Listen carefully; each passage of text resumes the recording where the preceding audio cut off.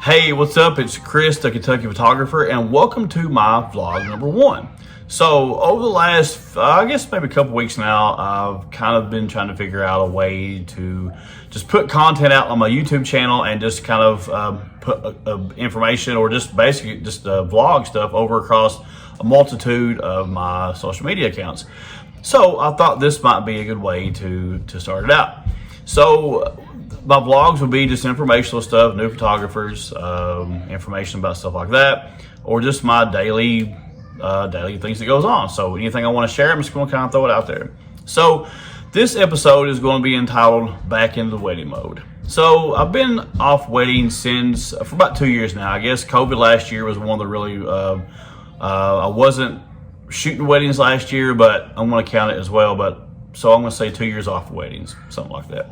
Anyway, so this year I decided to take on a few weddings and just small stuff just to try to get back into it. So for a lot of you new photographers that are just now getting into weddings and you are just trying to figure out what to do, let me give you just a few tips on this is my suggestions of what I would do.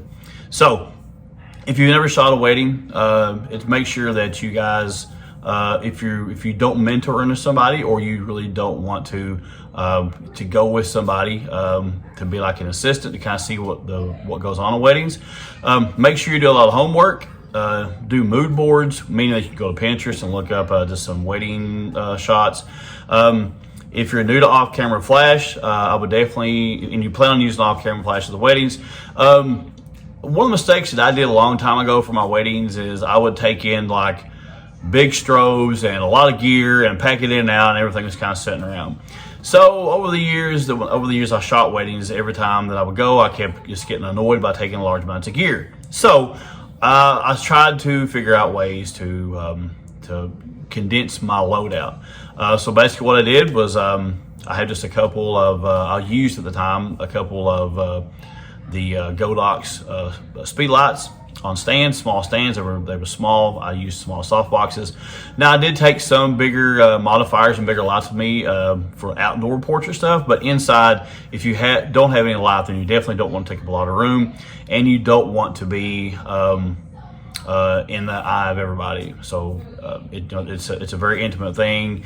You're the photographer, and what I say is you want to try to be the ninja, which means that I want to take the pictures and get what I need, but I don't want to interfere with the wedding. So I can remember one time, one of the first weddings I did, I was like right up on stage with the couple taking pictures in the face, and I think about it now, and back to then, I'm like, what was I doing? So anyway, try not to get involved so much with inside in the view of the people. Just try to stay back. Back to the lighting part. Try to take as least lighting as you can. If you're shooting natural light, then my suggestion is to take just a couple of scrims.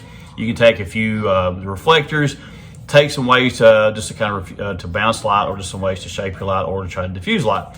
That would be some of my suggestions, especially if you're going to be doing some of the couple stuff. Especially if you're going to be doing your couples and your wedding portraits. Anyway, take extra batteries. You definitely want to make sure that you take some snacks if you can. Put it in your pockets. If you're a female, it shouldn't be too hard to put it in your little purse that you have with you. Guys, you can take fanny packs, or girls can take fanny packs, or anything that you want to take with you. Usually I take stuff in like a little carry-on bag that I have, like a backpack. So my backpack has, maybe a bottle of water. I have some candy, some gum, just some things to kind of make sure that that I have something throughout the day. Don't take things for advantage, meaning that if they are having dinner and you have not been asked to sit down and have dinner with them, then don't sit down and have dinner with them. I've seen this before. This is also a mistake that I made in the past when I did this a long time ago. So there's just things that I've learned over the years. Like I said, take extra batteries. Take a first aid kit, like a small first aid kit. So make sure that you take that with you, and just in case you get a scrape, or you have, you take some sunblock with you in case you're outside. Those are things to take. While you're there, be friendly, talk to the people, interact with them. and just try to have fun. It's a lot of stress, especially if you are a new shooter to weddings and you're trying to figure the whole thing out. Just make sure that you know if you're shooting in manual mode, which I'm hoping that you're going to be shooting manual if you're going to be doing a wedding. Make sure that you have that you understand your exposure triangle.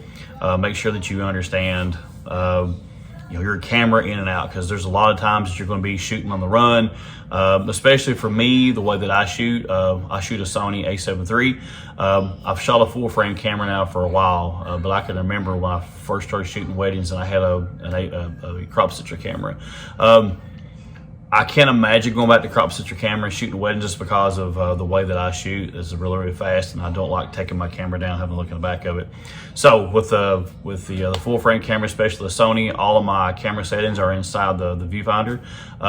So just make sure you guys understand that. It's really, really easy to get caught up and kind of forget what you're doing and with your camera settings. One trick that I usually do is I'll shoot in manual mode, but I'll leave my ISO on 400 or 500. And so what I will do from there is, when I say I chase my shutter and my f-stop, which means I will leave my ISO where it's at, then I will mess with my shutter and my f-stop. Which means that's one part of the variable out of the three that I don't have to worry about. So instead of worrying about three, I'm worrying about two. So yeah, so if you guys have a wedding this weekend, it's your first wedding this weekend, have fun. Make sure that you guys are staying safe, you're keeping hydrated. If it's going to be your 20th wedding or your 100th wedding, you guys got it. It's going to be a great weekend. The sun's going to be out tomorrow, unlike the Kentucky weather today has been kind of crazy. So I hope you guys have a wonderful Friday. I'm actually getting ready to go work my day job here in like 2 hours. So this is Friday, and I get off at 11 tonight, and wedding day starts tomorrow at 11 o'clock. I got some other shoots lined up over the weekend, some stuff coming up. I got a really cool project coming up that I can't wait to share with everybody, and it's going to be really, really awesome. There's a bunch of people that's going to be helping me out with it. So just kind of watch for the post coming up soon. So anyway, hope you guys have a great weekend, and God bless, and take care. See you.